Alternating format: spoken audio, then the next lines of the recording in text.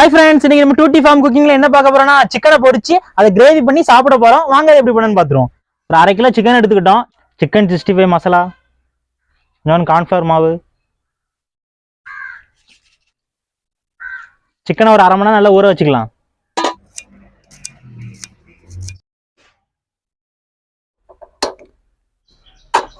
எண்ணெய் ஊற்றிக்கலாம். சிக்கன் நல்லா பொரிஞ்சு வந்துட்டு அங்கே எடுத்துக்கலாம். நம்மளோட சிக்கன் 65 ரெடி ஆகிட்டு தோசைக்கல் வைக்க போகிறோம். எண்ணெய் ஊற்ற போகிறோம். வெங்காயம், தக்காளி போட்டுக்கலாம். கருவேப்பிலை கொஞ்சம் போட்டுக்கலாம். சிக்கன் 65 கொஞ்சம் போட்டுக்கலாம். கொஞ்சம் டொமேட்டோ சாஸ் கொஞ்சம் ஊற்றிக்கலாம்.